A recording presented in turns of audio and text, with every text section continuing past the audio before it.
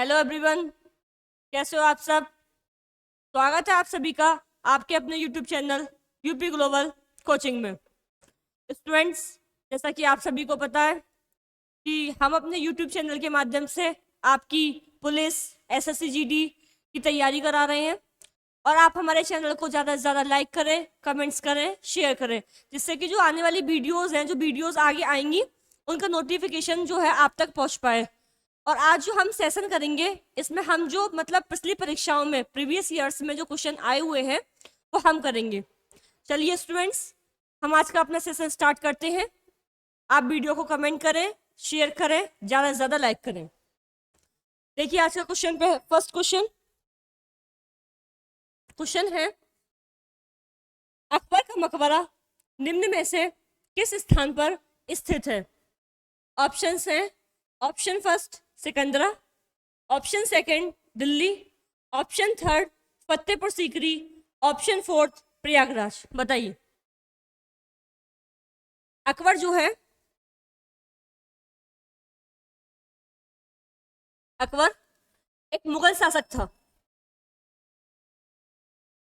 मुगल शासक था। इनकी मृत्यु जो हुई थी वो 1605 में हुई थी। मृत्यु 1605 में हुई थी। इनका मकबरा है वो कहाँ स्थित है।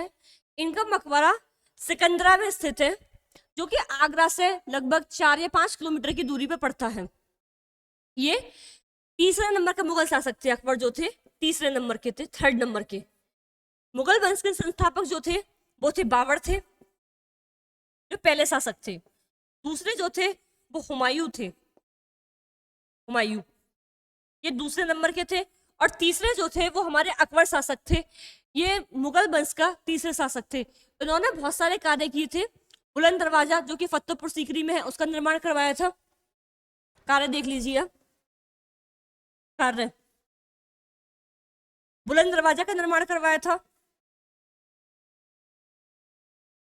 बुलंद दरवाजा। इन्होंने जो है उस समय जो लोग यात्रा करने जाते थे उन पर कर लगता था, तो उन्होंने जो तीर्थ यात्रा कर था उसे समाप्त किया था। जो जजिया कर था उसे समाप्त किया था। तीर्थ यात्रा कर को समाप्त किया था। समाप्त किया था। तो जजिया कर लगता था लोगों पे, वो भी इन्होंने समाप्त किया था। जजिया कर। तो इसका जो सही आंसर हो जाएगा वो होगा ऑप्शन फर्स्ट, सिकंदरा में इनका मकबरा था। अगला क्वेश्चन देखिए। अगला क्वेश्चन है, ईस्ट इंडिया कंपनी की स्थापना किस वर्ष में हुई थी। ऑप्शन से 1400, option second 1500, option third 1600, option fourth 1700। बताइए ईस्ट इंडिया कंपनी थी, इसकी स्थापना कब हुई थी। ऑप्शंस आपके सामने दिए हुए हैं। जो ईस्ट इंडिया कंपनी थी उसकी स्थापना 1600 ईस्वी में हुई थी। 1600 में, पर 1600 में हुई थी। और उस समय जो शासन था अपने भारत में वो अकबर था। अकबर का शासन था जिस समय ईस्ट इंडिया कंपनी की स्थापना भारत में हुई थी। ये 31 दिसंबर 1600 को हुई थी। 31 दिसंबर 31 दिसंबर 1600 में जो है ईस्ट इंडिया कंपनी की स्थापना हुई थी। और उस समय हमारे भारत में अकबर का शासन था। ऑप्शन थर्ड इसका बिल्कुल सही आंसर है। अगला देखिए। क्वेश्चन है, भारतीय पुनर्जागरण का जनक किसे कहा जाता है, या भारतीय पुनर्जागरण का जनक किसे कहते हैं। ऑप्शन है, option first Vivekananda, option second Bal Gangadhar Tilak, option third Raja Ram Mohan Roy, या ऑप्शन फोर्थ सुरेंद्र नाथ बनर्जी। बताइए भारतीय पुनर्जागरण का जनक किसे कहते हैं। ऑप्शन आपके सामने दिए हुए हैं, बताइए इसका सही आंसर। स्वामी विवेकानंद, बाल गंगाधर तिलक, राजा राम मोहन रॉय, या सुरेंद्र नाथ बनर्जी। बताइए। जो इसका सही आंसर है वो है राजा राम मोहन रॉय। राजा राम मोहन रॉय इसका सही आंसर है। राजा राम मोहन रॉय जो है, इन्होंने हमारे भारत में कई सारी ऐसी कुरीतियां थी जो मतलब महिलाओं के खिलाफ थी। महिलाओं की मतलब जैसे कह सकते हैं हम, सती प्रथा थी हमारे भारत में। एक सती प्रथा होती थी, जैसे किसी महिला का पति उनका देहांत हो जाता था, मृत्यु हो जाती थी, चाहे उस महिला की उम्र ज्यादा है या कम है, उसकी मतलब एज से इस चीज का कोई संबंध नहीं था, लेकिन उसके पति के साथ साथ उस महिला को भी सती कर दिया जाता था। तो इन्होंने सती प्रथा को भी बंद किया था। सती प्रथा थी उसको बंद किया था, उस पर रोक लगाई थी। जो मतलब ये नहीं, हमारी सोसाइटी ये नहीं देखती थी कि जो उसके बाद में बच्चे रह गए हैं या उसका परिवार है उसका क्या होगा, पति के साथ साथ ही महिला को भी सती कर दिया जाता था। उसके अलावा एक दूसरी कुप्रथा थी जो भारत में महिलाओं के खिलाफ, महिलाओं के साथ की जाती थी, बाल विवाह। बाल विवाह, उस पर भी इन्होंने रोक लगाई थी राजा राम मोहन रॉय ने। बाल विवाह में क्या था कि मतलब पहले छोटी छोटी एज में ही जो लड़की और लड़कियां होती थी उनकी शादी कर दी जाती थी। ना उनकी मतलब एज मैटर था, ना उनकी जो मतलब कैसी उन्हें शिक्षा देनी है, कैसा क्या करना है, उन चीजों पर भी ध्यान नहीं दिया जाता था। तो ये दोनों काम जो है, सती प्रथा और बाल विवाह, इन पे राजा राम मोहन ने रोक लगाई थी। ये हमारे भारत में कुप्रथा थी दोनों। इसका सही आंसर जो है ऑप्शन थर्ड, राजा राम मोहन रॉय। अगला देखिए, क्वेश्चन है गांधी इरविन समझौता किस वर्ष था? ऑप्शन है, option first 1905, option second 1931, option third 1947, option fourth 1942। बताइए, गांधी और इरविन के बीच में जो समझौता हुआ था वो किस वर्ष में हुआ था? 1905, 1931, 1947 या 1942? बताइए इसका सही आंसर। देखिए, जिस समय ये गांधी इरविन समझौता हुआ था उस समय हमारे देश में नमक आंदोलन चल रहा था। नमक आंदोलन, नमक आंदोलन। इरविन थे, उन्होंने गांधी जी से कहा था कि आप अपना नमक आंदोलन वापस ले लीजिए, इसके बदले में जो आपके कैदी हैं, राजनीतिक कैदी, ध्यान रखना, राजनीतिक कैदी, राजनीतिक कैदी, जो राजनीतिक कैदी आपके जेलों में बंद है उन्हें हम रिहा कर देंगे। आप अपना नमक कानून वापस ले लिए, उसके बदले में जो आपके राजनीतिक कैदी जेल में बंद है उन्हें हम रिहा कर देंगे, लेकिन जो आपके हिंसक कैदी हैं, जिन्होंने हिंसा भड़काई है, हिंसा की है, उन्हें रिहा नहीं किया जाएगा। ये इनके बीच में समझौता हुआ था, गांधी के और इरविन के बीच में। ये हुआ था 1931 में। तो उन्होंने अपना नमक कानून वापस ले लिया था और जो उनके राजनीतिक कैदी थे उन्हें आजाद कर दिया गया था। लेकिन कुछ और कैदी थे, जैसे भगत सिंह थे, सुखदेव थे और राजगुरु थे, उन्हें रिहा नहीं किया गया था। इसी वजह से 23 अप्रैल 1931 को भगत सिंह,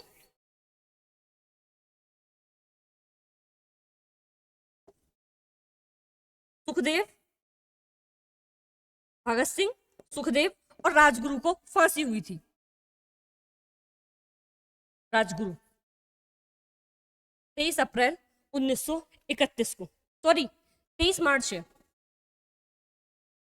23 मार्च 1931 को भगत सिंह, सुखदेव और राजगुरु, ये तीनों जो थे इन्हें फांसी, मतलब फांसी की सजा दी गई थी।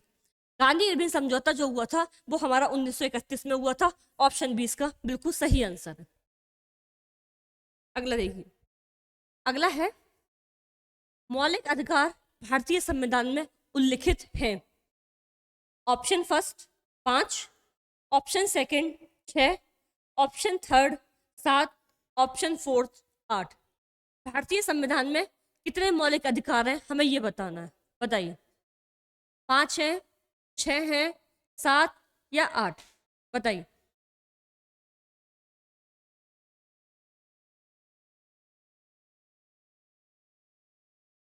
बताइए इसका सही आंसर।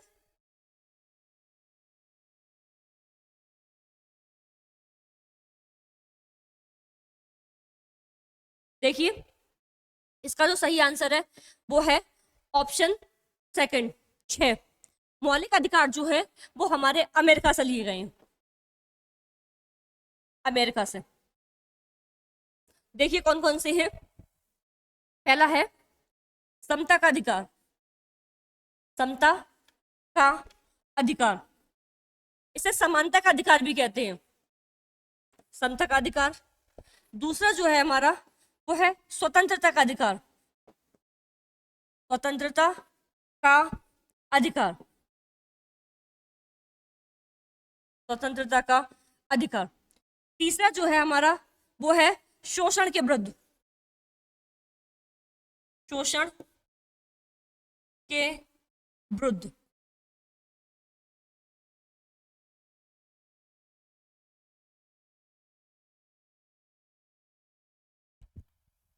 चौथा है धर्म की स्वतंत्रता, धर्म की स्वतंत्रता, धर्म की स्वतंत्रता। जो पांचवा है फिफ्थ, वो है सांस्कृतिक और शिक्षा की स्वतंत्रता, संस्कृति और शिक्षा की स्वतंत्रता, संस्कृति और शिक्षा की स्वतंत्रता, स्वतंत्रता। और जो हमारा लास्ट है 6, वो है संवैधानिक उपचार, संवैधानिक उपचार। कुल हमारे 6 जो है वो मौलिक अधिकार बताए गए हैं। पहला है हमारा समता का अधिकार, या इसे समानता का अधिकार भी कहते हैं। दूसरा है हमारा स्वतंत्रता का अधिकार। तीसरा है शोषण के विरुद्ध, शोषण के विरुद्ध। चौथा है हमारा धर्म की स्वतंत्रता। पांचवा संस्कृति और शिक्षा की स्वतंत्रता। और छठा जो है हमारा वो है संवैधानिक उपचार। ऑप्शन बी इसका बिल्कुल सही आंसर है। अगला देखिए, अगला है वायुमंडल की सबसे निचली परत को कहते हैं। ऑप्शन है, option first stratosphere, option second troposphere, option third ionosphere, option fourth एल्जियोस्फियर। बताइए, जो हमारा वायुमंडल है उसमें हमारी कुल 5 परतें पाई जाती हैं, तो उसकी सबसे निचली परत जो है उसे क्या कहते हैं, ये बताना है।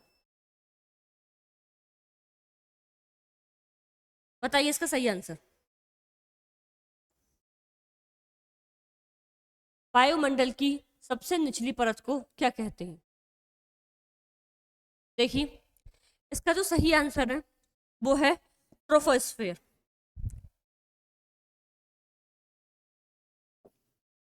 हमारे वायुमंडल में कुल 5 परतें पाई जाती हैं। सबसे निचली है वो है ट्रोपोस्फियर, ट्रोपोस्फियर। उससे ऊपर है वो है स्ट्रेटोस्फियर, स्ट्रेटोस्फियर। फिर आ जाती है मीजोस्फियर,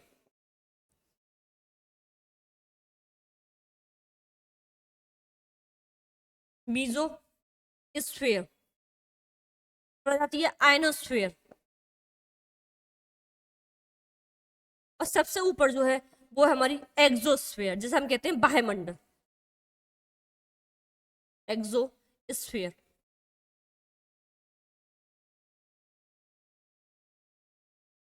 ये हमारी वायुमंडल में 5 परतें पाई जाती हैं।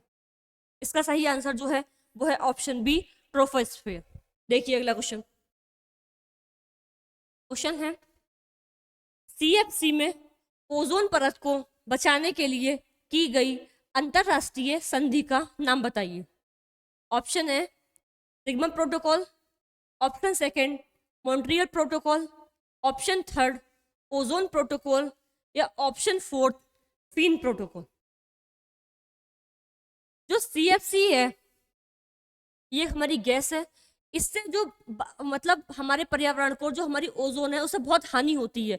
उससे बचाने के लिए एक संधि की गई थी, उस संधि का हमें नाम बताना है। कौन सी संधि थी? सीएफसी जो है इसके फुल फॉर्म में क्लोरो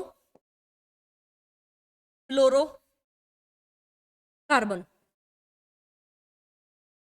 क्लोरोफ्लोरो कार्बन। ये मतलब हार्मफुल गैस है जो हमारी जो ओजोन लेयर है उसे हानि पहुंचाती है। मुख्यतः जो हमारे फ्रीज जो होते हैं उससे निकलती है ये गैस क्लोरोफ्लोरोकार्बन। तो इससे जो हमारी ओजोन परत है उसे बचाने के लिए जो संधि की गई थी वो थी हमारी मॉन्ट्रियल प्रोटोकॉल। इसमें जो है मतलब हमें कैसे कंजर्वेशन करना है, कैसे संरक्षण करना है अपनी ओजोन परत का, उससे संबंधित अपने अपने विचार रखे गए थे। अगला देखिए, अगला है क्वेश्चन, व्हीलर द्वीप का नया नाम क्या है? ऑप्शन है, ऑप्शन फर्स्ट विक्रम साराभाई द्वीप, ऑप्शन सेकंड सतीश धवन द्वीप, ऑप्शन थर्ड अब्दुल कलाम द्वीप, या ऑप्शन फोर्थ सीवी रमन द्वीप। बताइए व्हीलर द्वीप इसका नया नाम क्या है? व्हीलर द्वीप जो है ये हमारा बंगाल की खाड़ी में, बंगाल की खाड़ी में स्थित एक द्वीप है, बंगाल की खाड़ी में। इसका नाम बदल के नया नाम क्या रखा गया है ये बताना है। इसका जो सही आंसर जो है वो है ऑप्शन थर्ड अब्दुल कलाम द्वीप, इसका नया नाम रखा गया है। ऑप्शन थर्ड अब्दुल कलाम द्वीप व्हीलर द्वीप का नया नाम है। अगला देखिए, क्वेश्चन है, यूपी का गुरु पूर्णिमा पर्व समर्पित है ऋषि को? कौन से ऋषि हैं जिन्हें जो है गुरु पूर्णिमा जो अभी अभी निकला है कुछ दिन पहले ही जो मनाया जाता है वो किस गुरु को समर्पित है?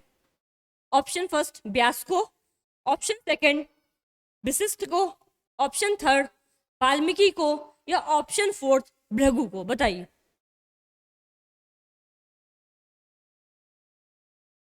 गुरु पूर्णिमा किस ऋषि को समर्पित है? इसका सही आंसर जो है ऑप्शन बी वशिष्ठ को। गुरु पूर्णिमा जो है हमारे गुरु ऋषि वशिष्ठ को समर्पित है। ऑप्शन बी इसका बिल्कुल सही आंसर है। अगला देखिए, क्वेश्चन है, मीनाक्षी मंदिर कहाँ स्थित है? ऑप्शन है उड़ीसा, मदुरई, जयपुर, या आगरा। मीनाक्षी मंदिर कहाँ स्थित है? उड़ीसा, मदुरई, जयपुर, या आगरा। बताइए इसका सही आंसर।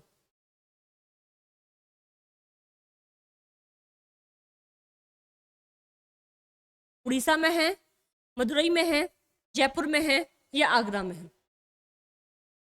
देखिए इसका ऑप्शन बी है जो इसका सही आंसर है, मदुरई में है। मदुरई जो है हमारा वो तमिलनाडु में पड़ता है, तमिलनाडु में, तमिलनाडु में। और ये हमारा बैगई नदी के किनारे स्थित है। बैगई,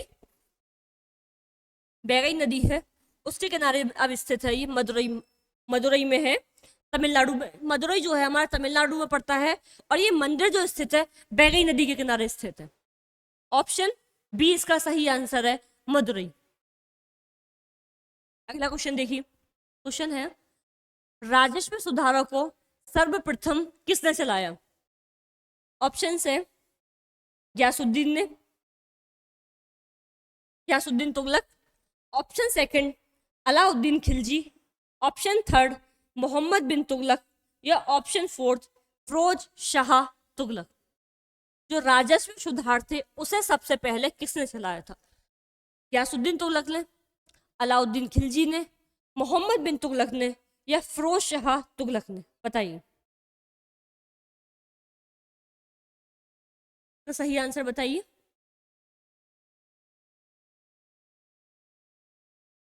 देखिए जो राजस्व सुधार थे उसे सबसे पहले जो है अलाउद्दीन खिलजी ने चलाया था। इसका राजस्व सुधार मतलब इतने व्यवस्था इतनी बढ़िया थी कि हमारे जो सरकार है उसमें भी उसके कुछ मतलब आज भी कार्य होता है, उसके उसूलों पर जो उसने नियम वगैरह बनाए थे उससे रिलेटेड कार्य आज भी होता है। इसने और भी कई सारे कार्य किए थे। जो बलवन्नर लाहौर रक्त नीति थी उसे भी इसने अपनाया था, उसके सिद्धांतों पर भी इसने कार्य किया था। अलाउद्दीन खिलजी, ऑप्शन बी जो है इसका बिल्कुल सही आंसर है, ऑप्शन बी। अगला देखिए, क्वेश्चन है, बेलग्राम अधिवेशन की अध्यक्षता किसने की? Option first Mahatma Gandhi, option second Pandit Jawaharlal Nehru, option third Subhash Chandra Bose, या ऑप्शन फोर्थ राजेंद्र प्रसाद।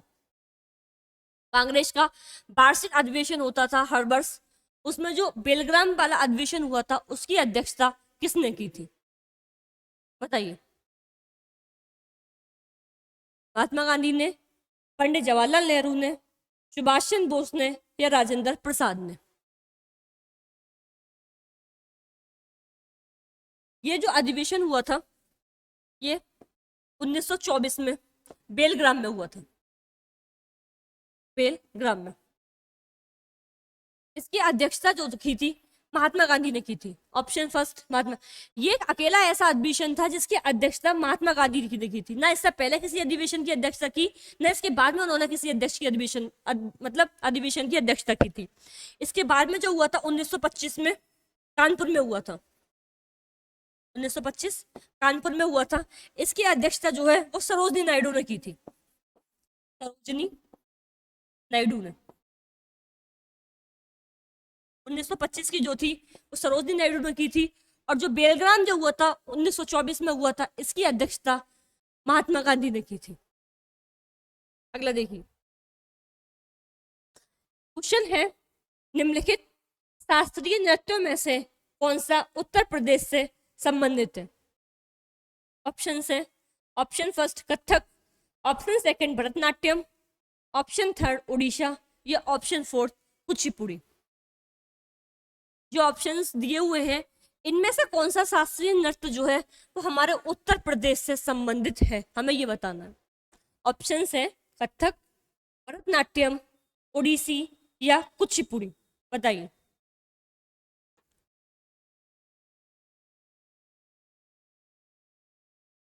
कथक, भरतनाट्यम, ओडिसी या कुचिपुड़ी कौन सा उत्तर प्रदेश से संबंधित है? इसका सही आंसर जो है कथक जो है वो हमारे उत्तर प्रदेश से संबंधित है। ऑप्शन फर्स्ट इसका सही आंसर है कथक। एक आता है कथक कली, कथक जो हमारे उत्तर प्रदेश से संबंधित है, जबकि कथक कली जो है वो हमारे केरल से संबंधित है। कथक कली, कथक कली ये जो है वो केरल से है, इसका संबंध केरल से है। जबकि भरतनाट्यम जो है इसका संबंध तमिलनाडु से, तमिलनाडु से। ओडिसी जो है ऑप्शन में दिख रहा है ओडिशा से है, ओडिशा से। जबकि कुचिपुड़ी जो है ये हमारा आंध्र प्रदेश से संबंधित है। कुचिपुड़ी आंध्र प्रदेश से, आंध्र प्रदेश से। कथक उत्तर प्रदेश से है, भरतनाट्यम तमिलनाडु से, ओडिसी ओडिशा से, और कुचिपुड़ी जो हमारा वो आंध्र प्रदेश से संबंधित है। इसका सही आंसर जो है ऑप्शन फर्स्ट कथक है। अगला देखिए, क्वेश्चन है हेमिस राष्ट्रीय उद्यान किस राज्य में स्थित है? बताइए। हेमिस राष्ट्रीय उद्यान किस राज्य में स्थित है? ऑप्शन है, option first Ladakh, option second Uttar Pradesh, option third Paschim Bengal, option fourth Kerala. बताइए। हेमिस राष्ट्रीय उद्यान किस राज्य में स्थित है? लद्दाख, उत्तर प्रदेश, पश्चिम बंगाल, या केरल? देखिए इसका सही आंसर जो है वो है लद्दाख। ये भारत का सबसे बड़ा नेशनल पार्क है। सबसे पुराना जो है हमारे भारत में वो है जिम कॉर्बेट। सबसे पुराना जो है वो है जिम कॉर्बेट, जिम कॉर्बेट। देखिए उत्तर प्रदेश में जो नेशनल पार्क है वो है Dudhwa national park, Dudhwa national national park, ये हमारा उत्तर प्रदेश में है। पश्चिम बंगाल में जो है सुंदरबन है, सुंदरबन राष्ट्रीय उद्यान, नेशनल पार्क,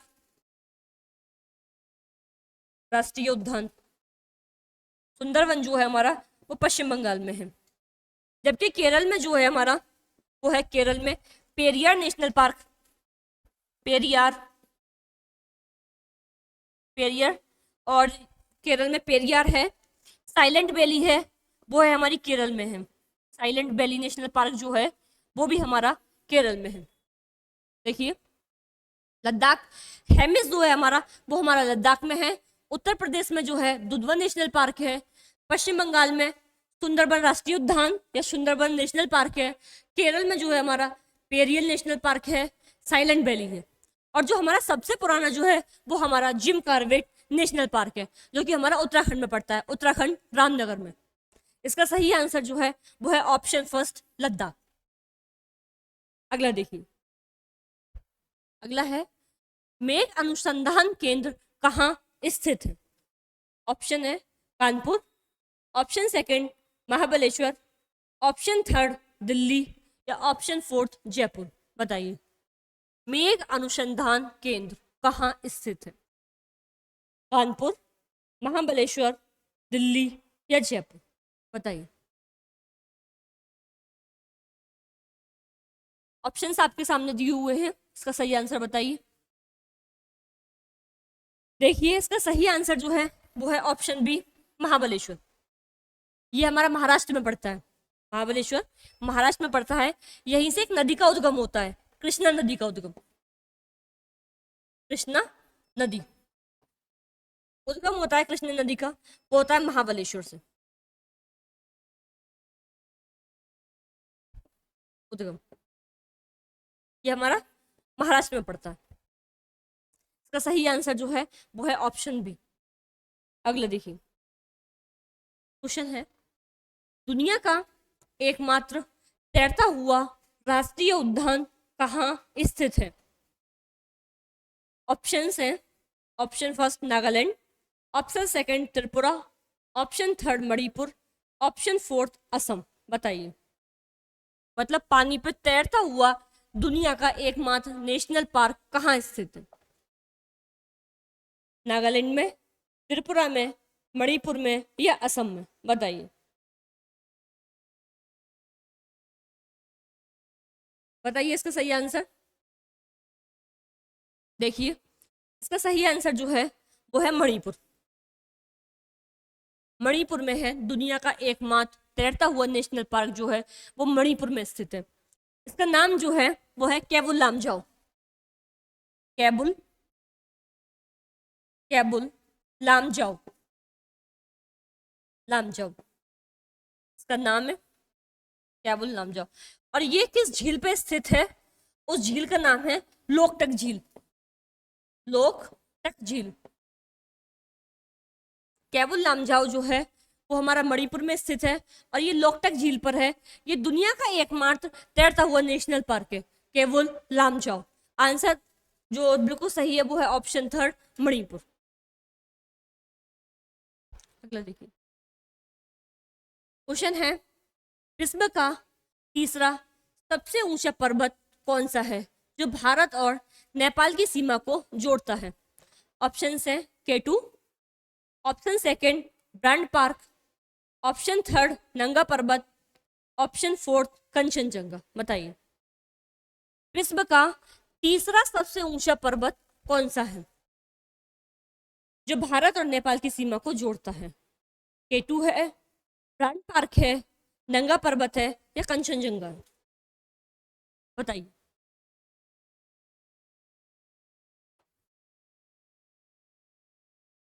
देखिए हमारा जो भारत विश्व का सबसे ऊंचा है वो है एवरेस्ट।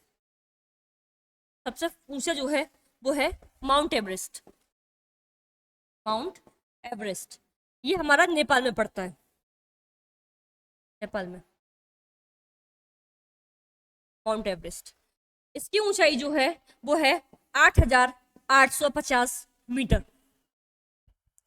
दूसरा जो है वो है हमारा K2, ये हमारे सिक्किम में पड़ता है, K2। इसकी ऊंचाई जो है वो है 8,611 मीटर। और तीसरा सबसे ऊंचा जो है वो है कंचनजंगा, कंचनजंगा। इसकी ऊंचाई जो है वो है 8,586 metre, 8,586 metre Kanchenjunga. Option third, option fourth इसका बिल्कुल सही आंसर है कंचनजंगा। विश्व का तीसरा सबसे ऊंचा पर्वत जो है वो है कंचनजंगा। पहला जो है हमारा वो है माउंट एवरेस्ट, इसकी ऊंचाई जो है 8,850 मीटर है। दूसरा जो है वो है हमारा K2, इसकी ऊंचाई 8,611 मीटर है। तीसरा जो है हमारा कंचनजंगा, इसकी ऊंचाई 8,586 मीटर। अगला देखिए, अगला है क्वेश्चन, कंदरिया महादेव मंदिर कहाँ स्थित है? ऑप्शन है Deogarh, option second Khajuraho, option third Chitrakoot, या ऑप्शन फोर्थ माढेरा। कंदरिया महादेव मंदिर कहाँ स्थित है?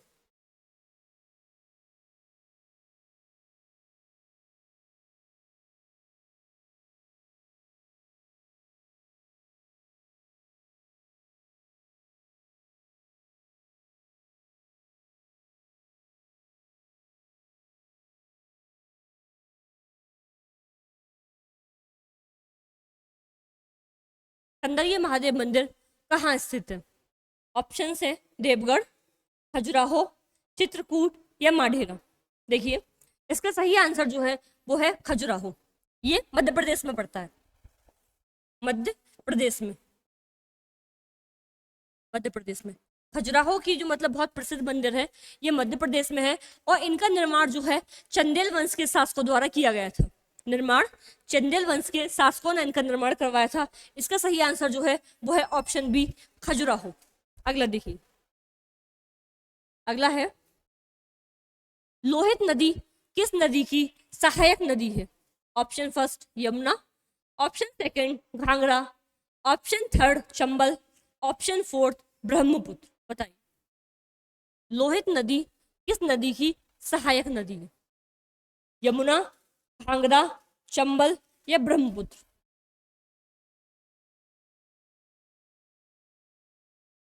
देखिए, इसका सही आंसर जो है वो है ब्रह्मपुत्र। लोहित जो है ब्रह्मपुत्र की सहायक नदी है, और ये है लोहित जो है असम में जाके मिलती है, असम में जाके ब्रह्मपुत्र से मिलती है। और ये जहाँ पे पुल का निर्माण करती है, जहाँ ये मिलती है वहां ये पुल का निर्माण करती है, इसे कहते हैं ढोला सदिया पुल। मतलब इसका वर्तमान नाम जो है वो भूपेन हजारी है, भूपेन हजारी का पुल, हजारी का पुल। वर्तमान नाम इसका जो है वो है भूपेन हजारी का पुल वर्तमान में। इससे पहले जो इसका नाम था वो कहते थे ढोला सदिया पुल, ढोला सदिया पुल। जिस जगह लोहित जो है ब्रह्मपुत्र से जाके मिलती है वहां पे जो है इस पुल का निर्माण होता है, भूपेन हजारी का पुल। और इससे पहले इसका नाम जो था वो था ढोला सदिया पुल। और ये भूपेन हजारी जो है ये बहुत प्रसिद्ध गायक है, इन्हें पद्म श्री जैसे मतलब काफी बड़े बड़े अवार्ड्स मिल चुके हैं। और इनके नाम पे एक स्टेडियम भी है, गुवाहाटी में इनके नाम पे स्टेडियम है भूपेन हजारी के नाम पे। और यहाँ पे इन पुल का निर्माण कराया गया है भूपेन हजारी का। तो ये बहुत प्रसिद्ध गायक है। और ये पुल जो है, पुल ये असम से डिब्रूगढ़ को जोड़ता है, असम से डिब्रूगढ़ को जोड़ता है। इसका सही आंसर जो है वो है हमारा ऑप्शन फर्स्ट ब्रह्मपुत्र। अगला देखिए, क्वेश्चन है सूफी सेन अमीर बसरो का जन्म यूपी के किस जिले में हुआ था? ऑप्शन है, option first Bulandshahr, option second Aligarh, option third एटा, ऑप्शन फोर्थ फैजाबाद। बताइए, सूफी सेन अमीर बसरो का जन्म यूपी के किस जिले में हुआ था? बुलंदशहर, अलीगढ़, एटा, या फैजाबाद।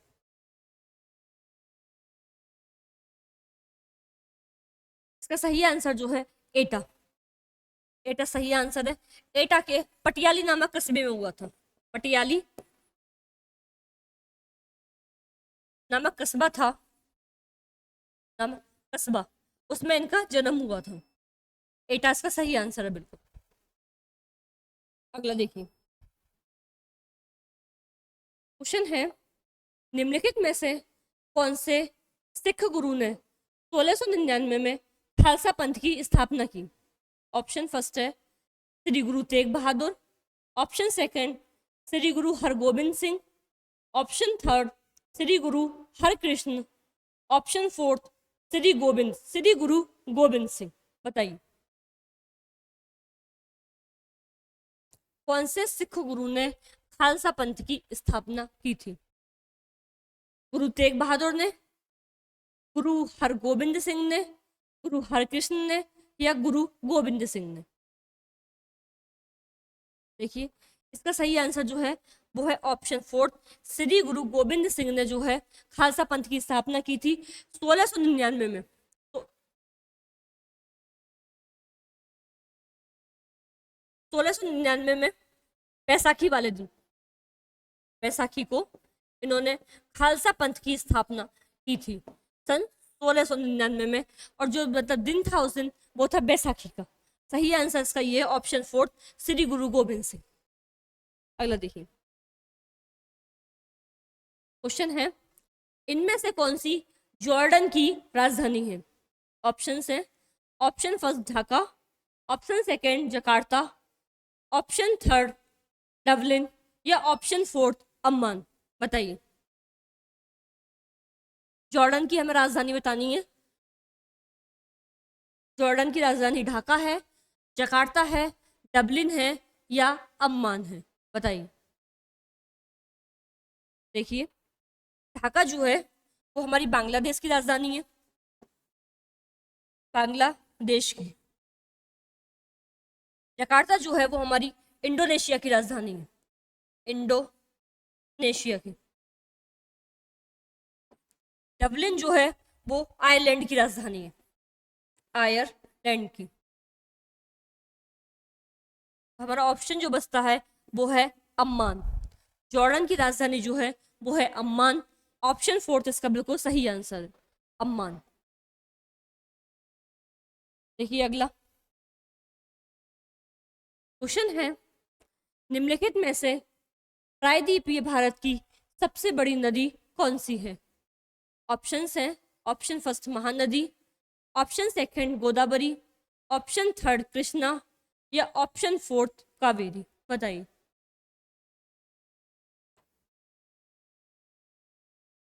प्रायद्वीपीय भारत की सबसे बड़ी नदी कौन सी है?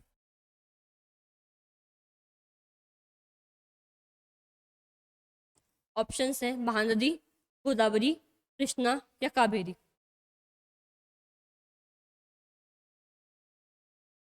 प्रायद्वीपीय हिस्सा उसे कहा जाता है जो हिस्सा तीन ओर से पानी से घिरा हुआ होता है। जैसे ये हमारा नीचे का, तो ये इधर पानी से घिरा हुआ है, इधर भी पानी से घिरा हुआ है, यहाँ भी ये, तो इसे हम प्रायद्वीपीय भारत से कहेंगे। ये तीनों ओर से, एक ओर से हिंद महासागर से, एक ओर से बंगाल की खाड़ी से, और एक ओर से अंडमान निकोबार से, ये हिस्सा जो है हमारा नीचे का दक्षिण भारत का जो हमारा तीनों ओर से पानी से घिरा हुआ है, तो इसे हम प्रायद्वीपीय भारत कहते हैं। इसकी सबसे बड़ी नदी कौन सी है हमें ये बतानी है। इधर जो है इसका बंगाल की खाड़ी हो जाती है, बंगाल की खाड़ी। नीचे जो है हिंद महासागर हो जाता है, हिंद महासागर। और इधर जो हमारा अरब सागर हो जाता है, अरब सागर। तो ये जो है दक्षिणी भारत का हिस्सा इधर वाला, ये तीनों ओर से पानी से घिरा हुआ है। तो इस जो हिस्सा तीनों ओर से पानी ओर से घिरा हुआ होता है उसे हम प्रायद्वीपीय कहते हैं। तो इन्होंने पूछा है प्रायद्वीपीय भारत की सबसे बड़ी नदी कौन सी है? सही आंसर इसका जो है वो है गोदावरी। ऑप्शन बी इसका सही आंसर है, गोदावरी। इसका उद्गम जो होता है वो होता है त्रियंबक की पहाड़ी से। ये महाराष्ट्र में पड़ती है, त्रियंबक की पहाड़ी से, त्रियंबक की पहाड़ी से।